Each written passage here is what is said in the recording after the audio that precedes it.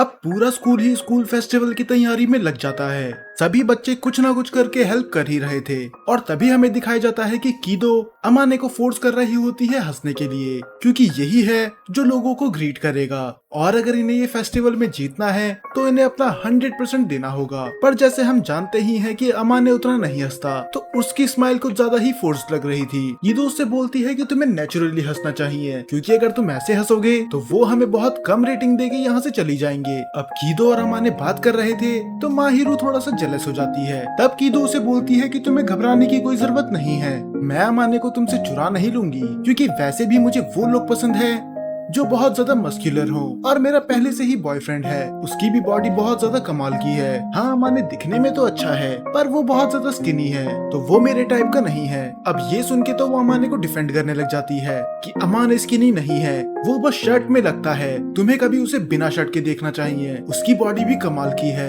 वो अंदर से बहुत ज्यादा मस्कुलर है। और ये सुन के तो कीदो हैरान हो जाती है, क्या ये बिना शर्ट के सच में इतना हॉट दिखता है? और स्कूल की बाकी लड़कियां भी इसी बात पे फोकस करने लग जाती हैं। तभी अमाने को बीच में आना पड़ता है माहिरू को रोकने के लिए। वो बोलता है कि मुझे पता है कि तुम मुझे डिफेंड करना चाहती हो, पर ऐसा करके बस तुम मुझे एम्बेरस कर रही हो। और फिर माहिरू को रियलाइज होता है कि उसने कितना कुछ बोल दिया। तो इसके बाद ये फिर से लग जाते हैं काम पर। कीदो सभी को सबके काम बांट देती है कि कौन क्या करेगा। तभी वो अमाने के पास जाके उसे बटलर की ड्रेस दे देती है और वो तभी उसके कान में बताती है कि माहिरू तुम्हारा दूसरे रूम में इंतजार कर रही है। दरअसल वो चाहती थी कि तुम सबसे पहले उसे मेड ड्रेस में देखो, तो मैंने उसे अगले रूम में भेज दिया, तो तुम जाओ और उससे मिल के आओ। अब वो क्लासरूम के बाहर आ जाता है और वो पहला पर्सन बनता है जिसने माहिरू को देखा मेड ड्रेस में, और उसे देख के तो उसकी मन की जलन और ज्यादा बढ़ जाती है।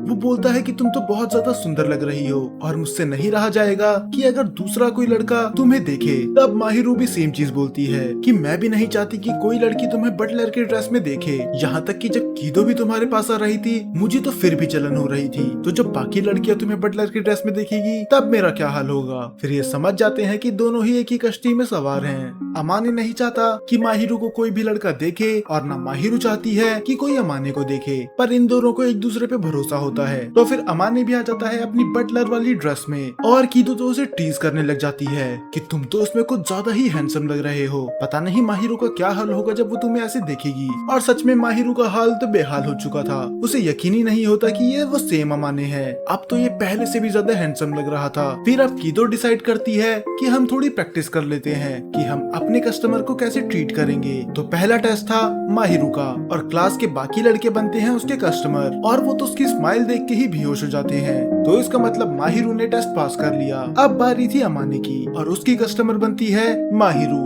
अब वो माहिरू से भी बिल्कुल प्रोफेशनली बात करने लग जाता है, वो उससे एक जेंटलमैन की तरह बात कर रहा था। और ये देख के तो बाकी लड़कियां भी ब्लश करने लग जाती हैं। तो सोचो माहिरू का क्या हाल होगा। थोड़ी देर के लिए तो वो चक्कर खा के गिर ही गई थी। तो इसका मतलब अमाने भी उस टेस्ट में पास हो चुका है, क्योंकि ये जितना अच्छे से कस्टमरों को ट्रीट करेंगे इनका उतना ही फायदा होगा। तो अब टेस्ट का समय नहीं था, अब आने वाले थे इनके रियल कस्टमर्स और ये सभी को सर्व करने लग जाते हैं। सब कुछ अच्छे से चल रहा था, सभी एंजॉय कर रहे थे और सभी के सब खुश थे। हालांकि अमाने थोड़ा जला हुआ था क्योंकि माहिरू बाकी लड़कों से हंस के बात कर रही थी, पर वो बीच में इंटरवीन नहीं करता।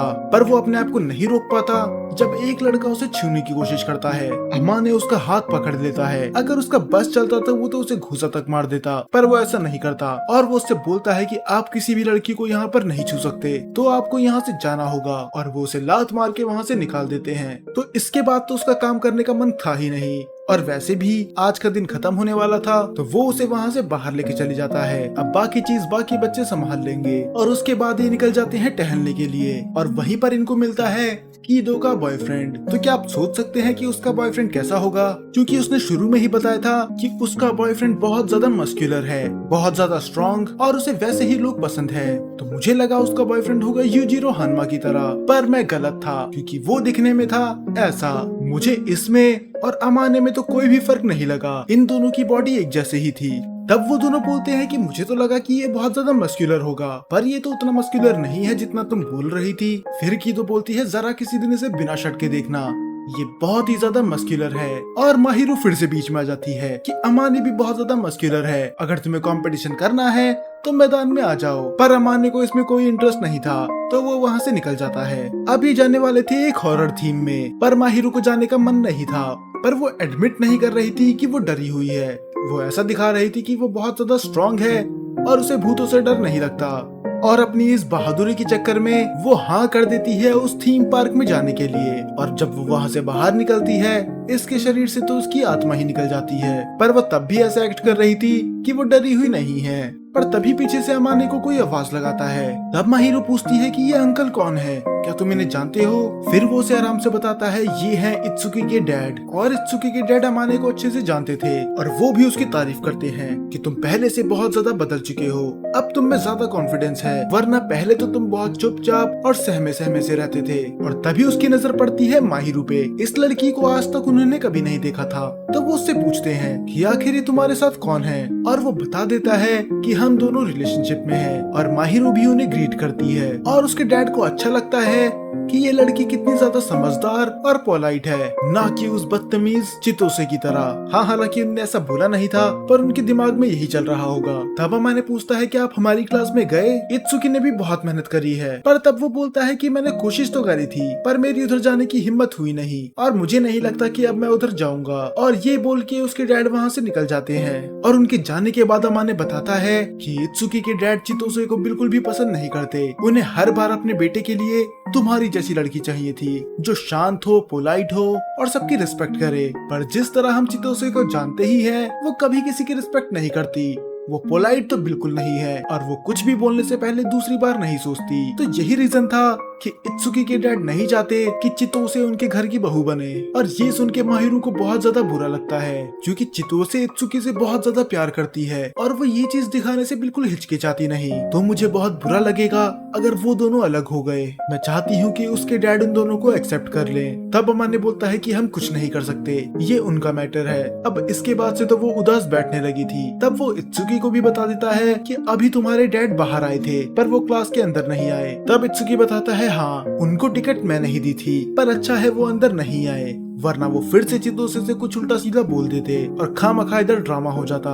खैर, अभी तक तो सब कुछ सही था। तो फिर फेस्टिवल का पहला दिन एंड होता है यूता के कॉन्सर्ट के साथ, जिसमें सभी लोग एंजॉय कर रहे थे, खासकर लड़कियां। और इसी के साथ ये एपिसोड यहाँ पर खत्म हो जाता है। और हर बार की तरह आज का एपिसोड भी बहुत छोटा था, क्योंकि इसमें कुछ एक्सप्लेन करने लायक था ही नहीं।